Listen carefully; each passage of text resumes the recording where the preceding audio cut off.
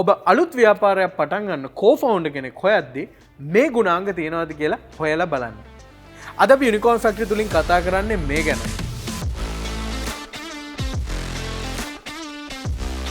අද අපි එකතු වෙලා ඉන්නේ ICT ආයතනයේ ස්පාර්ක්ස් ලැබ් එකේ ඉඳන්.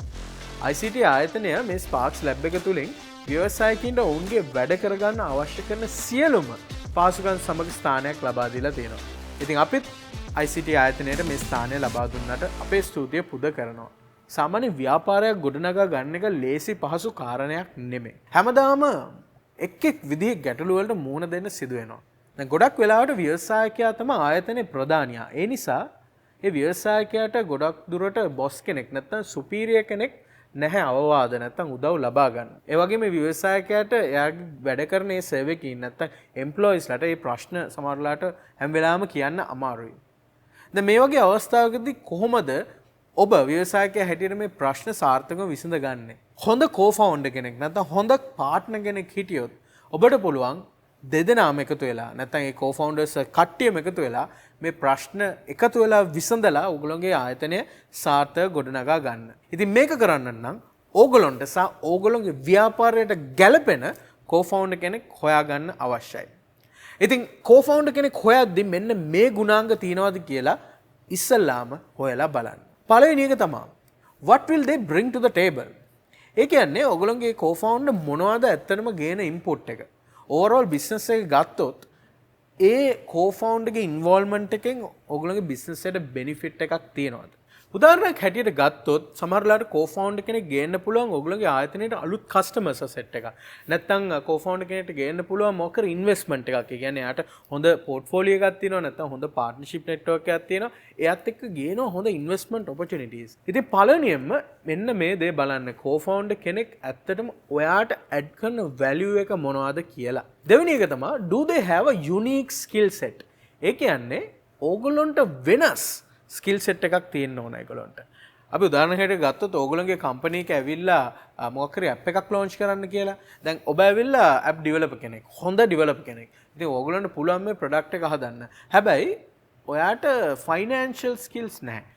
මනි මැනේජ්මන්ට් ස්කිල්ස් වගේ දේවල් අඩුයි. දැන් මේ වගේ වෙලාවට ඕගොල්ලන්ට ගොඩක් වටිනවා මේ ෆයිනෑන්ෂල් නැත්නම් මනි මැනේජ්මන්ට් බෑග්ග්‍රවුන්ඩ් තියෙන ඔන්ටර්ප්‍රනර් කෙනෙක්. අපි තව උදාහරණයක් ගමු. ඔබට ඕන logistics delivery company එකක් පටන් ගන්න through a mobile app.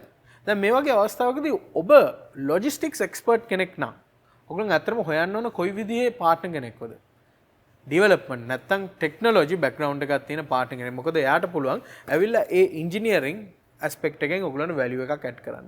ඒ නිසා හැම වෙලාවෙම co-foundersලා හොයද්දී එකම skill set එක තියෙන කට්ටිය හොයන්න එපා. වෙනස් විදිහේ skills. ඒ කියන්නේ complement කරන්න පුළුවන් skills තියෙන co-foundersලා හොයලා බලන්න. තුන්වෙනි එක තමයි do they have the same goals and visions? ඒ ව්‍යවසායකින් partnersත් එක්ක වැඩ කරද්දී තියෙන එක ගැටලුවක් තමයි ඒගොල්ලන් අතර තියෙන goals නැත්නම් ඒගොල්ලන්ගේ තියෙන ඒ aspirations වෙනස්.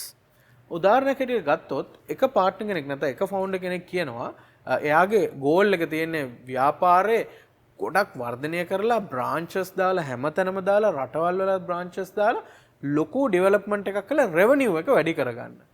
දෙවෙනි පාර්ට්නර්ගේ තියෙන ගෝල් එක තමයි එක බ්‍රාන්ච් එකක් මේන්ටේන් කරලා ඒක හොඳට ඩෙවලොප් කරලා ඒකේ ප්‍රොෆිට්ස් ඩෙවලොප් කරන්න growth වලට යන්න කලින් දැන් මෙතනදී ලොකු මිස්මැච් එකක් තියෙනවා. මේ මිස්මැච් එක හින්දා මුළු ආයතනයේම වර්ධනයට ඉෆෙක්ට් එකක් වෙනවා. ඒ විතරක් නෙමෙයි ඒ entrepreneurial vision එක. ඒ කියන්නේ ව්‍යවසායකෙක් හැටියට සිටීම, ඒ innovation, ඒ creativity කියන ඒ values දෙදෙනා අතර ගොඩක් දුරට එක් විදිහට තියෙන්න අවශ්‍යයි. දැන් ලොකු gap එකක් තිබ්බොත් අනිවාර්යෙන් මෙතන clashes සිදු වෙන්න තියෙන chance එක ගොඩක් වැඩි.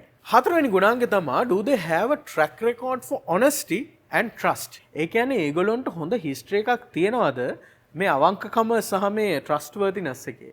මොකද ඇත්තටම ව්‍යවසායකයෙක්ට partners අත් එක්ක වැඩ කරද්දී ගොඩාක් වෙලාවට මම අහලා තියෙන ගොඩාක් ව්‍යවසායකයෝ කියනවා කොයි හරි මොහොතකදී මේ මගේ පාර්ට්නර් හින්දා බිස්නස් එක තනිකර වැටලා ගියා. නැත්තම් මේ පාර්ට්නර් කරපු වැඩේ හින්දා තමයි මේ තනිකර බිස්නස් එක ෆේල් උනේ කියන එක. ඉතින් මේක ගොඩක් වළක්වන්න ගන්න පුළුවන් විශේෂයෙන් පාර්ට්නර්ස්ලා අතර හොඳ කමියුනිකේෂන් එකක් තිබ්බොත්. ඉතින් අනිවාර්යෙන් මේ ට්‍රස්ට් එක සහ මේ ඔනස්ටි එක කෝ-ෆවුන්ඩර් කෙනෙක් තුල තිබිය යුතුමයි. විශේෂයෙන් වෙන කට්ටියට වෙන්න ඕනෙත් නැහැ.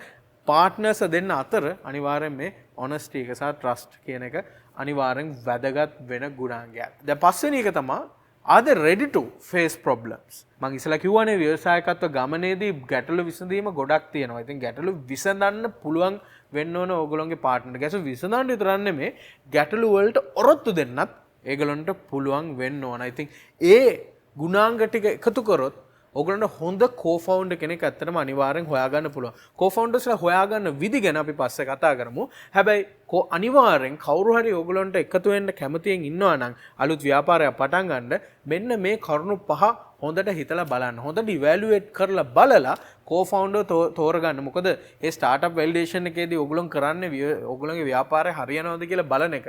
මේ කෝ-ෆවුන්ඩර් කෙනෙක් තෝරද්දිත් ඒ විදිහෙම වැලිඩේෂන් එකක් අනිවාර්යෙන් ඔයගලන් කර යුතුමයි. ඉතින් මම හිතනවා ඔයගලන් මේ වීඩියෝ එකෙන් අලුත් දෙයක් ඉගෙන ගන්න ඇති කියලා. ඉතින් මේ අවස්ථාවේ අපි ස්තුතිවන්ත වෙනවා ICT ආයතනයට මේ Sparks Lab එක අපිට ලබා දුන්නට. ඒ වගේම US Embassy එකට අනුබද්ධ American Center ආයතනයටත් අපේ ප්‍රණාමය පුද කරනවා අපිට ගොඩක් උදව් කරනවාට. ඉතින් දිගටම Unicorn Factory YouTube channel එකත් එක්ක එකතු වෙලා ඉන්න.